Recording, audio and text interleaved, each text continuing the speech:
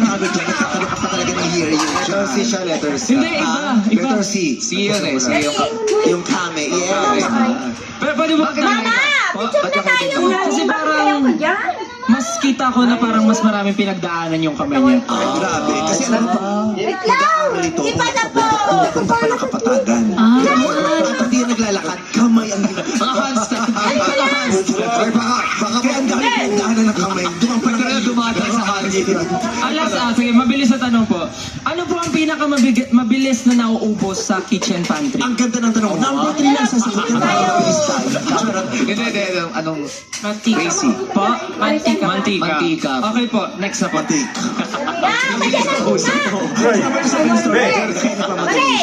Mantika. Magyan na! Lambot ng kamay. Ay, tapos na kami. Magyan na! May boyfriend po kayo? Di sumagot. Meron. Ako ang tikala ko na yun nandito pero lumipad. Ibibisita natin dito. Pero umuusog ah. Malambot yung kamay niya. Parang may nag-aalaga sa kanya. Pwede mo tanungin kasi hindi siya sumagot sa tanong mo. Kahit ibang tanong pwede. Kung meron kang boyfriend, ano yung kadalasan mo hinahain sa kanya? Yung paborito niyang kainin? Sinigang. Maasim.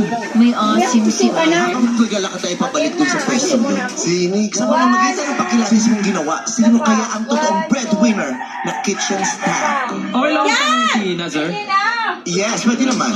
Si number 2. sa picture. 2. Number 2 daw. Same ka ba or no? Parehas. Why? Number 2. Kasi, siya kapag madalas ka sa trabaho, di ba number 1 yung kamay mo, dapat magbabago. Pero, ang napansin ko, tama yung placement nung net niya sa hair. Nagkinatis nga siya. Ganyan ka rin ba? Sa net? Ganyan ka din? Wow! Hoy, kala mo, ang ganda ng buhok mo. Eh, ang gawin, naaamoy ko pa yung plancha na ginamit sa isang buhok. Hoy, hindi nagnenet yan. Amoy sunog na aso. Yung nag-grab. Sunog na aso.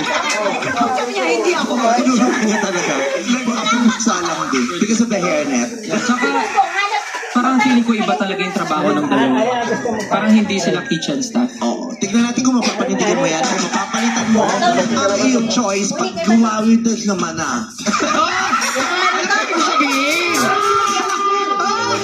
Ulit! Ewan ko dito kasi sa inong Magkakaalaman din sa kilo. Na magpapakita sa'yo ng manifestasyon na Ay, wow. kitchen staff. Masarap. Ay, labas na. Actually, sabay-sabay nilang gagawin ito.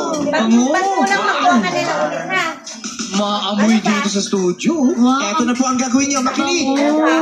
Sabay-sabay ninyong i-garnish or iti-plate ang liempo at rice sa loob ng 2 minuto. In 3, 2, 1, go! Nagmamadali na po. Nagpunas pa ng kamay, Alis. At saka nagalit yung number 2 kasi sa kanyang tissue daw yung ginamit niya. Hindi pa naman lang kasi yung tissue. Oh, di ba kasi si number 2 ang pinili mo? Oh, kinokopya niya yung number 3 kung paano mag-gloves. Kasi nung huling gumamit siya niyan, sa paan niya nilagay.